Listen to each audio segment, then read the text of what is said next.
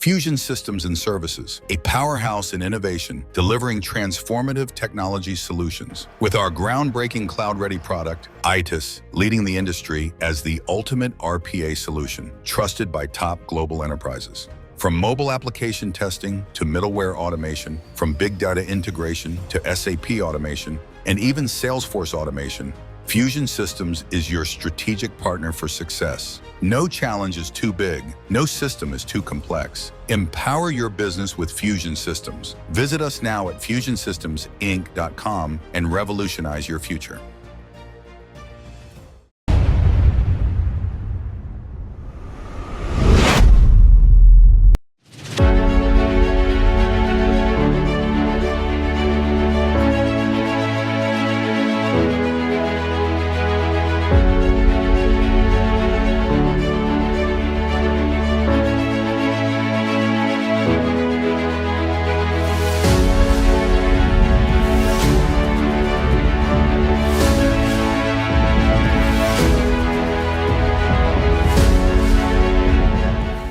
Hello and welcome to Dr. VGP Talk Show.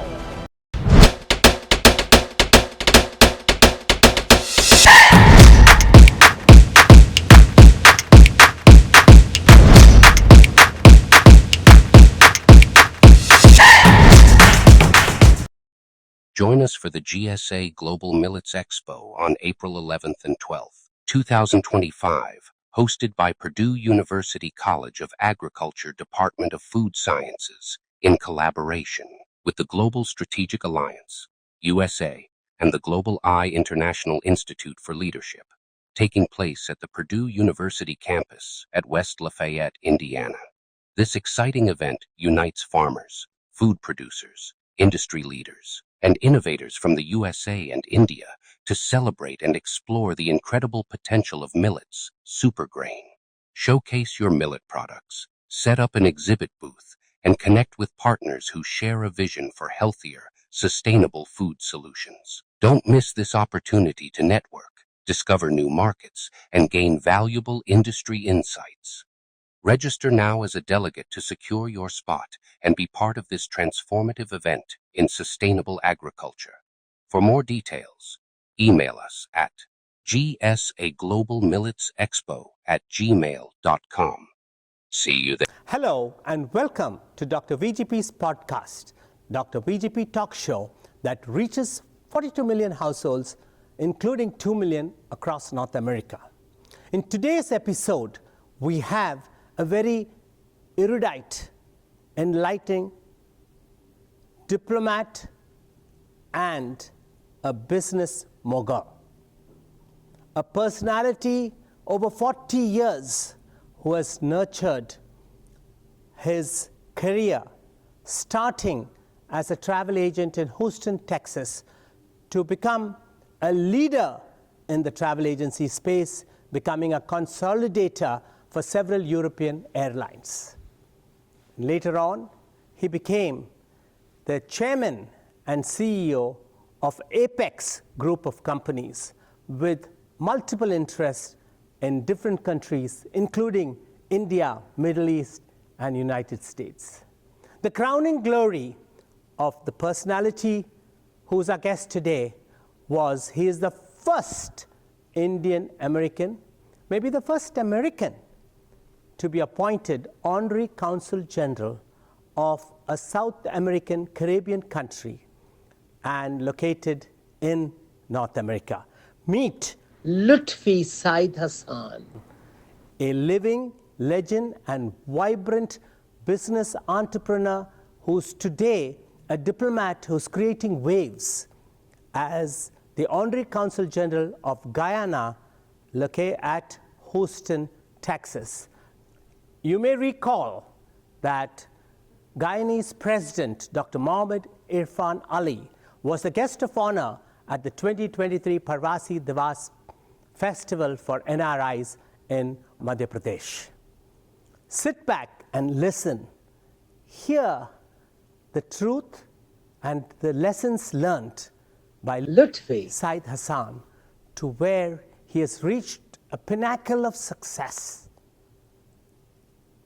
today, and his calling is yet to come. Lutfi played a positive role by conducting business meetings in Indore during the president's visit and the business meeting in New Delhi during VP.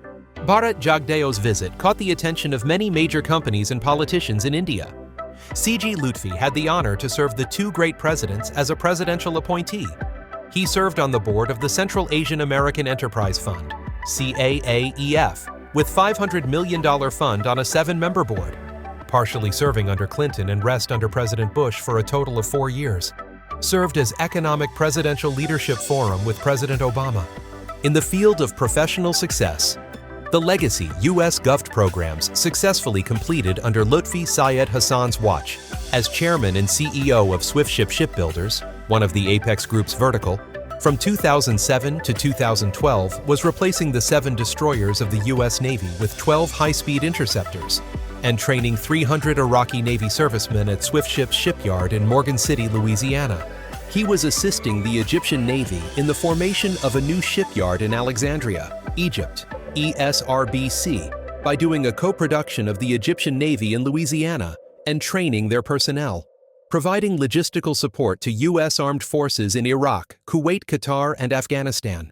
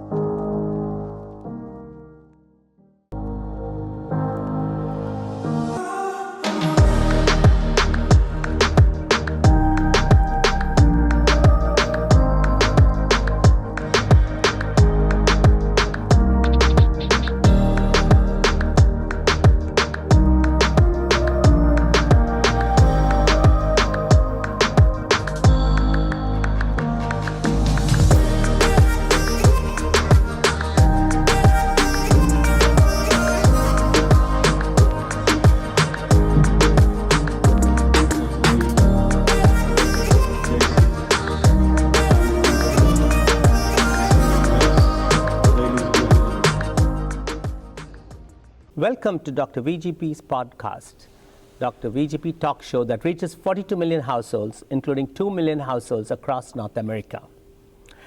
We have feature in our podcast change makers, game changers, and phenomenal figures who made history, who often go unnoticed. In today's show, we have an exceptional guest, a person who's not only a businessman with entrepreneurial experience par excellence, who is, I would call, an Indian American business mogul. But the difference is the first Indian American in North America to be an honorary consul general for a South American country, or leave it alone, for any country. Our guest today is none other than Lutfi Syed Hassan. Welcome, Dr. Hassan, to this Thank you, Doctor. VGP Talk Show. Thank you for spending time, and it's great to have you on our show. My pleasure, my pleasure. We are honored and delighted to have a multifaceted personality who has broken the ceiling, and today is the first Indian American to be an honorary consul general for another country in America. Lutfi Syed Hassan is based in Houston, is the chairman and CEO of Apex Group of Companies. He has built over the 40 years he has been in this country and more, a business empire. But to that personality, there are different shades of it. One is his penchant for the Indian American community's progress. He has been a hardcore Democrat and built and nurtured relationships, being earliest to serve in the Democratic National Committee and the Advisory Committee, the first Indian American to serve in that. He was also the National Finance Co-Chair for Obama for America. And today, he is the Honorary Consul General for Guyana. It's a country which is just on top of Brazil, and it's also the seat of the CARICOM, that's the Caribbean Countries Secretary General's Office. And with his diverse interest, he is always at the bottom of his heart, or should it top priority is, he is for his home country and homeland, India, born and brought up in Hyderabad. Mr. Hassan, sir, could you tell us about your early childhood and education? So I was born and raised in Hyderabad, and I was 17 when I left Hyderabad. My father was in the Middle East working for an insurance company. He was the CEO of an insurance company in Muscat, Oman. Wow. That was my first stopover. So when I was 17, I wanted to, he gave me a choice whether I wanted to go for further education or I wanted to get into in a job situation, and I chose to go with the job situation because I wanted to actually get into the airline business, and that was my passion. And so he happened to actually know the owner of a large travel agency, and you have that sponsorship system in the Middle East. So his company's sponsor was the one that owned the travel agency. So that was my first job. I got trained in Hyderabad. I did my internship at the travel agency, and then I was lucky enough to get a job, and then there was no looking back. I was involved in the travel business for almost 15 years. When I moved to US, I started my own travel agency. And when I left that business, I had a footprint pretty much all over the United States at 7 locations. Wow. And we used to be consolidators for many of the European airlines.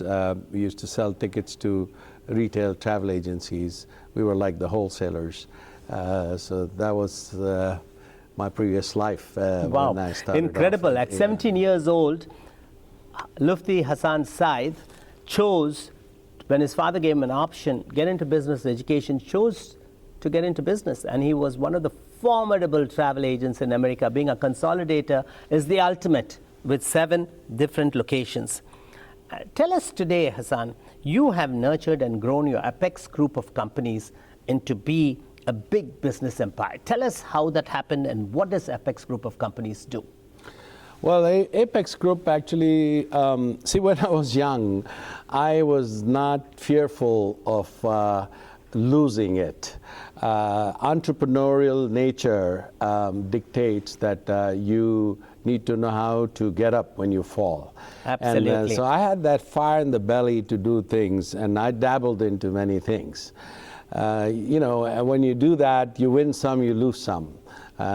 It's not that I dabbled into everything and it was gold, but many of the successes came from my determination, my persuasion, and my self-belief in getting it done. Of course, overall, it is the blessings that you get from your parents, your grandparents. I'm a big believer that unless you have those blessings, you are nobody. And no matter how great you are, you know, you're after all, there are many people who do hard work, many people do much harder work maybe, perhaps, than I did, but the success is from the blessings. And that, obviously, I have had the fortune to get that from my grandparents, because when my parents left, actually, India for Middle East, it was my grandparents who took care of us. So we had their blessings, and then obviously great parents, my uncles and aunts. My uncle was the first one actually who moved to United States in early 60s. He came to go to school at Texas A&M University. Wow. Where he later became a professor, and then Cornell stole him, and he was a professor at Cornell for 15 years. And you'll be surprised to know that Cornell Medical School, when it was founded in Doha, my uncle was sent actually to Doha to set up the Cornell Medical School. He taught biology and the early medical school classes. There is actually an award of teaching excellence named after my uncle in Qatar. Wow. Because they had him originally for like 3 years, and they wouldn't leave him. He ended up serving more than 12 years over there because they just loved him. And so in his honor, there's a teaching award of excellence named after my uncle that exists in Qatar. What an incredible story you're unraveling to us, and what a pedigree. And Hassan has emphasized how the role of grandparents, which we don't see rarely today in America, has influenced his life and his standing today as one of the tallest Indian Americans in North America. Now, it's very rarely you see a successful business emperor or empire which you have created indulge and have a penchant for supporting and nurturing political candidates. I think you have understood and studied the success of the great American businessmen. I mean, right now, all of us know how Elon Musk, the world's largest billionaire, trying to become the first trillionaire, has influenced President Trump's campaign. But way back 20, 30 years ago, you had this vision, which I see is a very rare vision for our Indian American community leaders, especially successful business giants like you.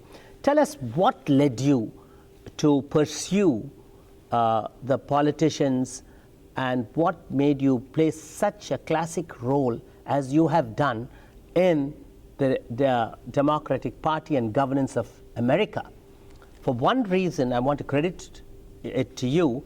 When I was at the Democratic National Convention, which was held recently in Chicago on August 18th, 19th, and 20th, if those of you all can recall, I found you sitting next to Congressman Al Green from Texas, right next to him, on all 3 days. I've never, however close all of us are to different congressmen, governors across the aisles, I've never seen any congressman who would take the ownership of an Indian American, or I would say, forgive me for saying foreigner or an immigrant, to sit by his side in the historic convention, which I feel is the pinnacle of any democratic. It happens once in 4 years, and unashamedly took you on his shoulder everywhere he went. So you have reached and broken a barrier which nobody else has done. Salute to you. Kudos. Thank Tell you. us Thank how you. you got into this political arena. What influenced you? What's the passion? Yes. So first of all, about Congressman Green, he's my brother. And I have known the congressman from when he was not a congressman, when he actually was a judge, and a great judge, because everybody still remembers that he was one of the finest judges we had. And then he ran for Congress, and when he did, actually, I got on board with him.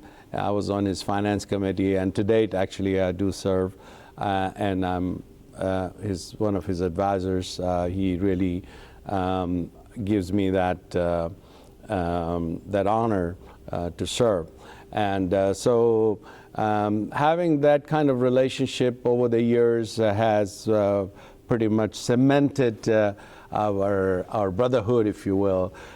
So that was something that I enjoy, and I did the same thing with our Congresswoman Sheila Jackson. I was just going to come to her. So Go ahead. who recently passed away, unfortunately. So when actually I was starting, and you asked me, how did I get into this? Yes.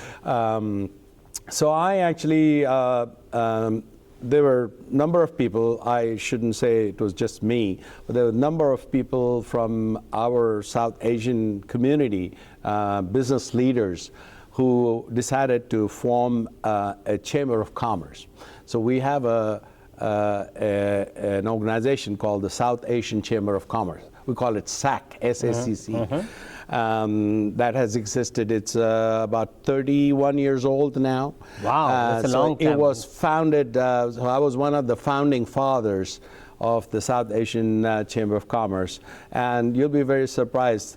My younger son, Sohail Hassan, got elected to the South Asian Chamber when he was 25 years old. When they celebrated their silver jubilee, that very year my son got elected as the president.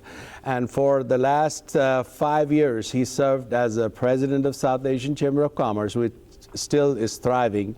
And now, sixth year, he's become the chairman of the South Asian Chamber of Commerce. So that chamber, when we did, a lot of people were not really familiar with how the business is conducted with the government, and they wanted to get government contracts. So therefore, the South Asian Chamber Board decided that we need to actually indulge in bringing politicians, elected officials to the table to recognize who our members are, and then maybe get them to help our membership to basically prosper in the government contracting. So that's how we started actually initially inviting elected officials to our events. And when they saw that we had 600, 700 members in our chamber, and mostly very successful business people who could actually write checks for their campaigns. You know, one of the blood and sweat of the campaign is money, fundraising. And fundraising for South Asians was much easier than other communities who were not as affluent. So we were able to actually do fundraising events for those elected officials, independent of our chamber.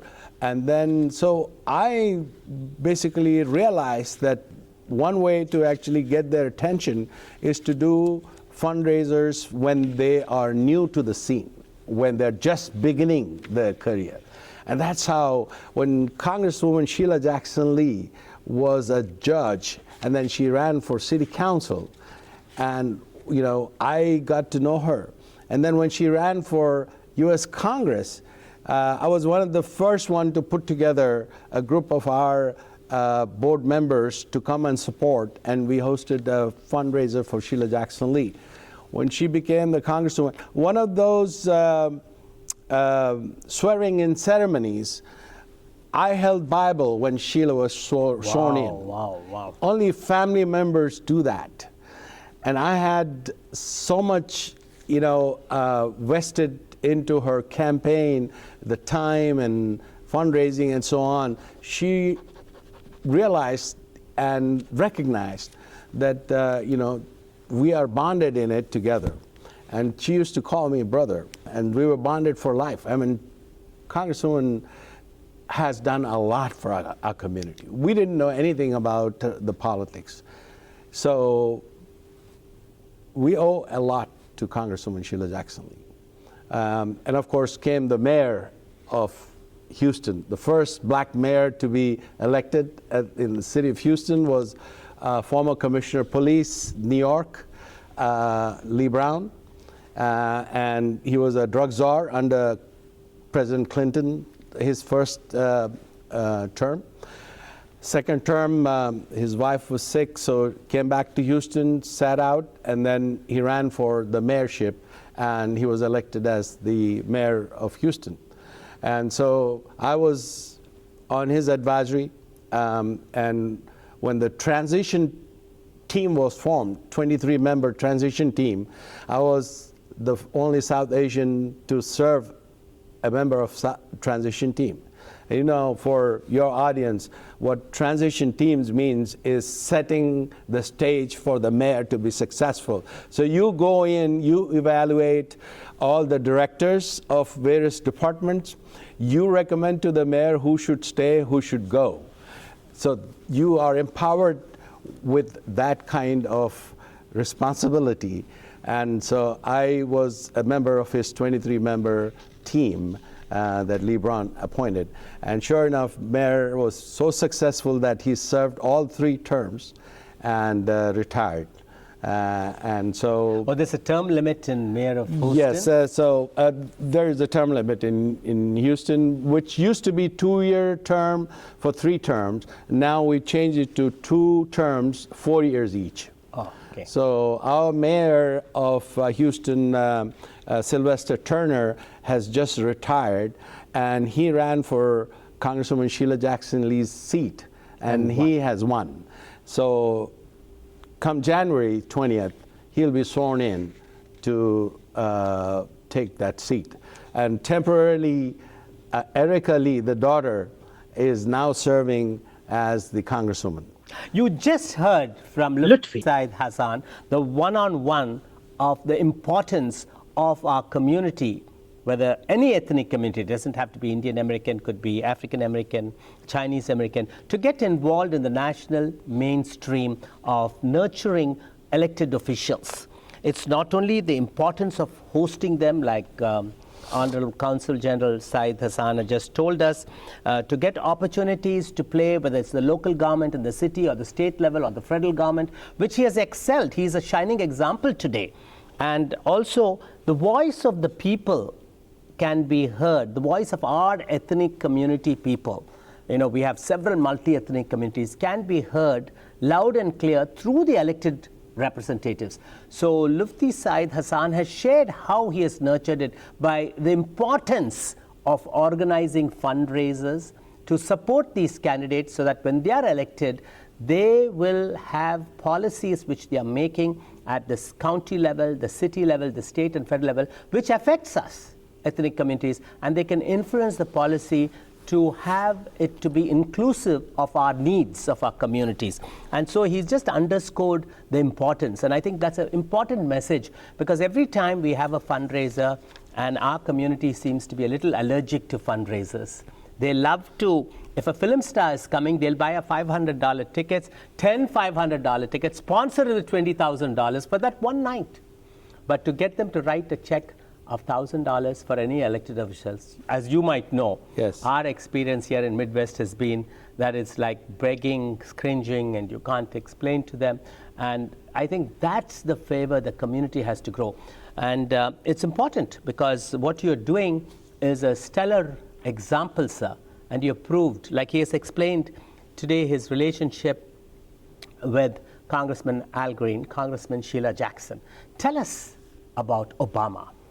President Obama, Mr. Lutfi Syed Hassan, has had the distinction on being on the A list of invitees for President Obama while 8 years in the White House. What does an A list mean? That means for every important event in White House, he is invited.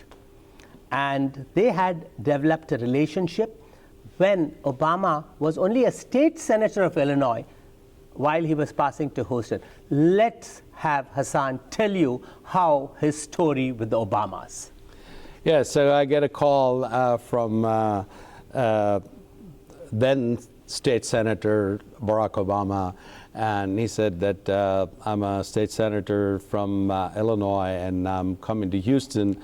I got your name from DNC, and I'm going to be visiting Houston very soon. I would like to come and meet up with you. And DNC normally... Democratic National Committee. They obviously have the fundraisers, the top fundraisers, the list of fundraisers. So he got my name among other people, I'm sure, in Houston that he visited with. So he came to Houston, and that was my first meeting with then Senator.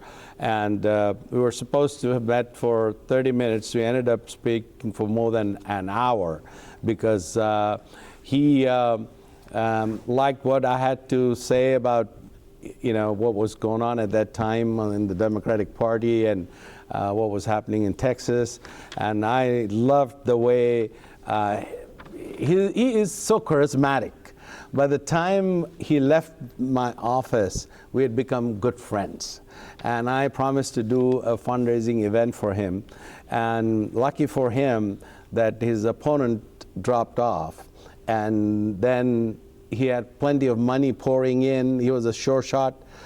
But the good news was that he wanted to support DSCC, Democratic Senatorial Campaign Committee. DSCC said, okay, you continue to raise funds, and whatever you collect, obviously, you can contribute it to DSCC. So he continued. So he did follow through on coming to Houston in spite of him becoming a rock star at that convention in between.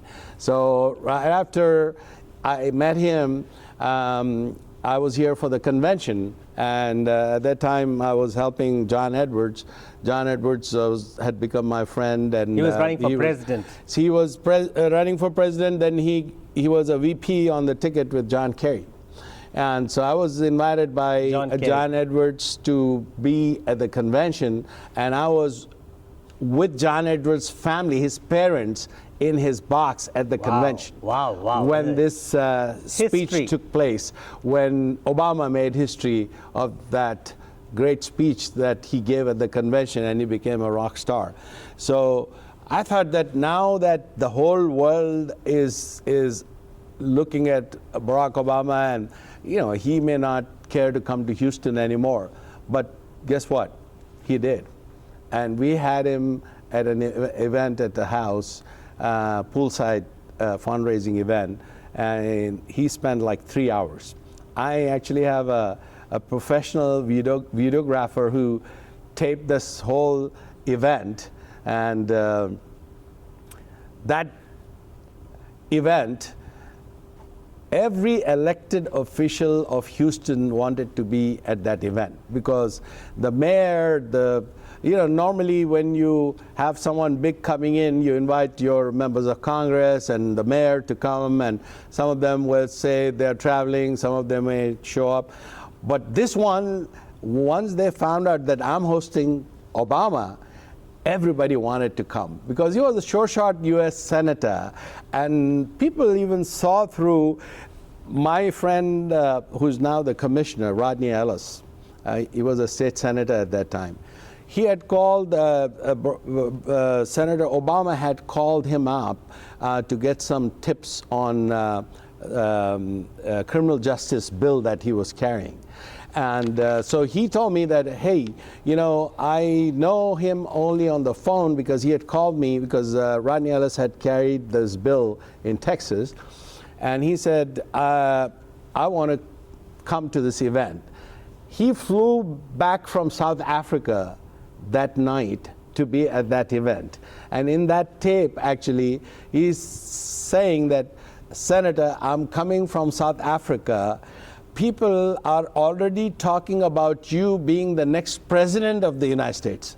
It's like a divine sort of statement that he made, and it is recorded. Excellent. So, With yes. that on the stage, you just heard from Lutfi Syed Hassan how his whole evolution of his relationship with President Barack Obama is. And that, as a successful Apex CEO, and with his political connections which he has nurtured, you've just heard that through the various levels, set the stage. How did you become the Honorary Consul General for Guyana, a South American country which is the capital of the Caribbean countries? And tell us about the importance of Guyana.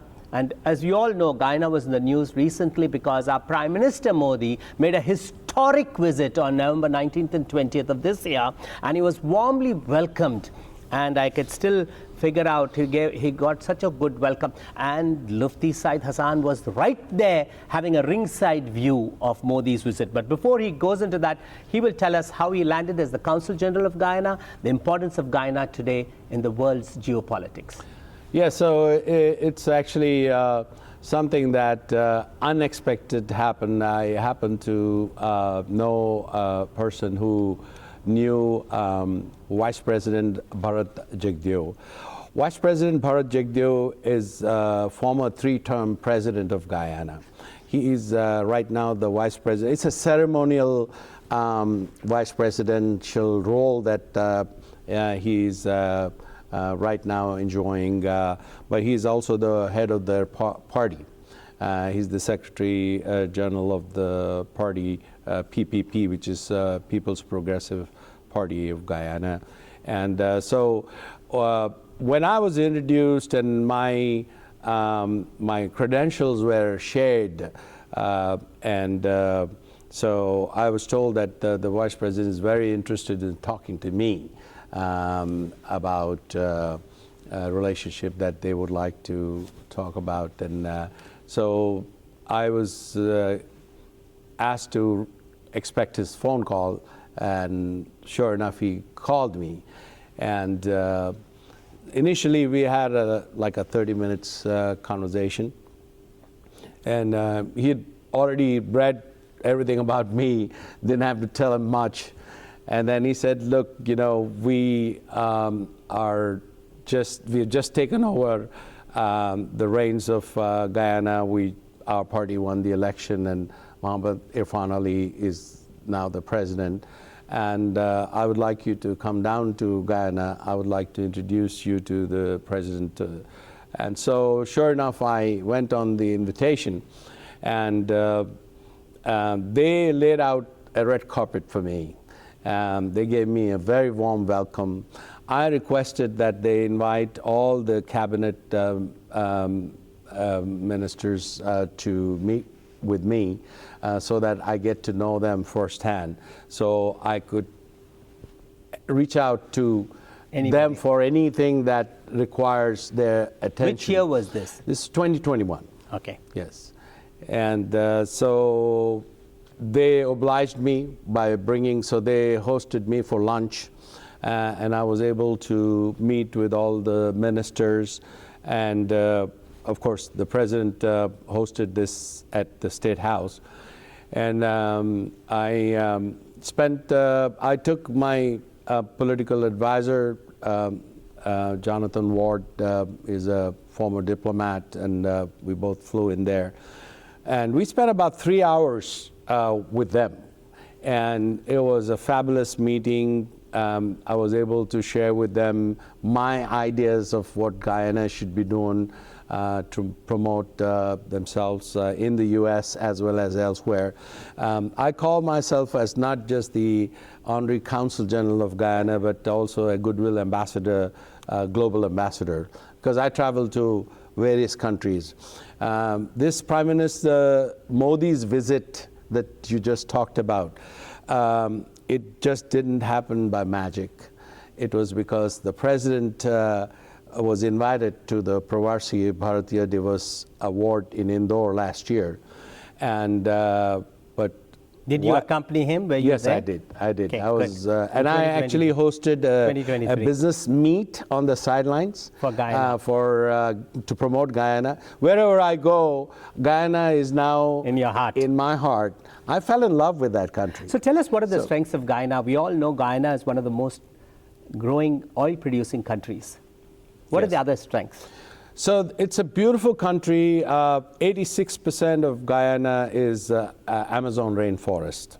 Wow. And 86%. 86% of So when the you say country. Amazon rainforest, what is the strength for our viewers to understand the potential? So Natural- if you are in the nature appreciation, like an ecotourism kind of person, you will not find a better ground than Guyana. Paradise on earth. It is paradise on earth, totally uncharted territory Now, for you people just to... recently told me something exciting is happening with Exxon about the oil production. Tell our viewers about So it. ExxonMobil actually discovered oil in 2015. In Guyana. In Guyana. And since then, they have discovered further new wells. The deposits, the reserves, are one of the top 3 or 4 top 5 maybe countries in the world, and it's light sweet crude. It's unlike Venezuela, the next door neighbors, which was a heavy crude. This one, obviously, Guyana has a light sweet And Exxon crude. is headquartered in the state of Texas, from where you come. Am I right? Yes, and they have moved their headquarters to Houston. They Wow, used to so be we're right in- right your neighbor and your thing. Yes, Now, just in for our Midlands. viewers, Lutfi ji, could you tell us the exact location where Guyana is? I know you told me it's on top of Brazil. Is there an North of ocean Brazil, front? yes. Yeah, just, and you're saying it's next to Venezuela. So could you give us... So Guyana actually is located, it's south of the CARICOM, south of the Caribbean, and north of South America. So they enjoy a very central geographic location. They can call themselves as a part of CARICOM when it's convenient, or they could call themselves as a South American, the only English-speaking country in South America. Wow. So that's the... So what is the quickest way to get from, say, Midwest? Is there any direct flights from Chicago to Guyana? Not a direct flight from Chicago, but you can take United going to Houston and take a connecting flight to Houston, from there to Guyana. I was involved in the push for United to start a nonstop, and we luckily have 4 nonstop flights a week. Wow, that's good. To How many hours is Guyana. the flight? It's a 6-hour journey from Not bad. Houston. No, not bad. But if you fly from Miami, which you could go from Chicago to Miami and fly, that would be 4 hours from Miami. Excellent. And from New York? From New York is 7 hours. Okay. And they do have flights, 3 different airlines flying every day from New York to Georgetown. That's very exciting. Now tell us about, apart from the oil in Guyana, agriculture. What is, you said 86% is Amazon forest, so naturally there must be something with agriculture in Guyana. Agriculture is a key factor, actually. You know how the Indian indentured labor was transported by the British is for farming, plantation. So sugar was one of the key produce. So Guyana still produces rice, sugarcane. They're now trying to develop many other produces to export to North America, such as avocado and other fruits. They want to actually now grow cashews to export to the likes of Costco's of the world, if you will. So there is a huge interest in the government of Guyana to promote agri-tech. So any agriculture technology, if you have, come to Guyana, Wow. and you will be rewarded with You just something heard major. the global ambassador, goodwill ambassador of Guyana saying, I think your job is cut out, Lutfi ji, between Exxon entering Guyana for this big pipeline which they are putting in, and also the agri-tech and agriculture booming today. And I feel personally, for the last 2 years, I've been on a chorus saying agriculture is going to take over IT. Somehow that's going to be the global scenario. Having said that, all of you guys must be eagerly waiting to see what's the personality like Lutfi Syed Hassan. He has achieved something which nobody else in America has achieved. Being an Indian American in America, being an honorary consul general for another country. We have had in history an Indian American being an ambassador at large for India, Dr. Agnihotri during Prime Minister Vajpayee's time, but never has been that. You have made history, sir. So we'd like to ask you a quick few questions to get into your personality, because you're unique, you are a legend, and I'm so happy to see that your legacy is being carried on by your son Sohail, as you shared with us as the chairman of the SAC, South Asian Chamber of Commerce. And so tell us, what is one quality which you would like to possess, which you don't have? We have seen all your qualities. Just out of curiosity, I'd like to know, is there any quality you'd like to possess which you don't have already? Well, I can never be a politician. Excuse me.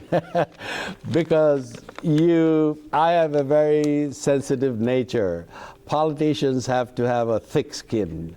And that's something that that's probably my weakness, that I cannot be a politician. Even though I have... So would you say you are a kingmaker? Yeah, well, whatever you call, but I don't want to brag about myself, but... you're very much like me. Yes, yeah. I'm very much into politics, doing all the fundraisers, but I don't want to be a politician or stand for office. I'd like to be behind the scenes, nurture good candidates. Yes. So I think we have synergy. Actually, I put my son Sohail through schooling. He's got masters in public affairs because I wanted him to run for an office. He was obviously born and raised in this country, and he understands the dynamics, and he was trained from the beginning to deal with the politics. So I have nurtured him. He's got masters from George Washington University. That's one of the best. Yes. There's an alumni of Kamala Harris. And you know what? He worked under Axelrod. Wow, David Axelrod. David who's Axelrod. Chicago's favorite son of politics. He was in Chicago. You know, University of Chicago has a David Axelrod Center for Political Studies. It is. Named after him. Yes. For his contribution. So my son actually worked for President Obama's first campaign in Chicago. He was posted here, right under David Axelrod. Now, Lutfi ji, if you were to write an autobiography of yourself, what would the title of the book be called? I don't know. I haven't thought about that. But I would like to say that I want to promote the people that I like. I want honest people serving our community at large. When I say our community, it means where you live. Your surroundings have to be well served by people who are honest. And so I pick and choose the people that have now been elected. But before they get elected, I get on board with them, and I'm very sincere. With conviction, I support them. And that's why you see from day one when we started our journey together until she passed away, Sheila Jackson Lee I'm talking about, we were bonded. So similarly, it's a very personal loss for you, like losing a family member. Yes. I know you were there in the funeral, you did a separate memorial for her. You were with her daughter while she was being sworn in to serve the remaining term of the Congress like of a Sheila family, Jackson, yes. like family. Now, what do you think today's world, what is the greatest challenge in your opinion the world is facing today? The world is facing actually we're getting out of hand in terms of our beliefs. It is basically racial divide I'm concerned about. I hope and pray that this thing does not spread in the U.S. We have enjoyed. You're saying the growing casteism, which India and all the elections, they get your seat depends on which caste you are. You're Brahmin, you're a Yadav, you're a whatever. That's caste. happening in India. Here, what's happening? Here again, the color factor, white, the racial, the yes. white, the black, the brown, the Hispanic, and you're getting it. You think that we have to Racial, think yes. beyond that thing. Okay. So having said that, we have enjoyed America to be above this so far. But now it's gone back to the old system. So now, I see that some people want to take it back in that direction, which for 100 years we have worked hard, our forefathers, to get where we are.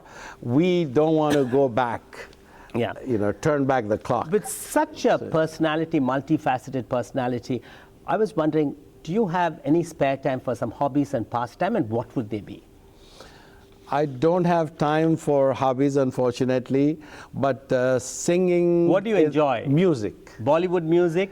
Bollywood music. The other day when I called you in your house, you were having a singer at your home. Yes. So obviously you have passion for Indian music, Bollywood yes. music. So because of my passion for the music, a lot of times whoever comes to perform concerts in Houston, I try to actually have an event at my house, a private party with the same artist.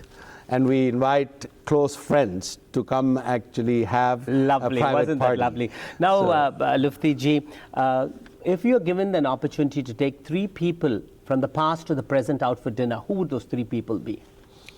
You're talking about elected officials? It could be anybody. Just to give our viewers a little bit of your personality, who are your mentors, who are your heroes, who you're fond out of. Any 3 people, they could be living or dead. Who would you take out for dinner, given opportunity? Who would those 3 people be? I would probably, the first would be my first teacher who passed away recently.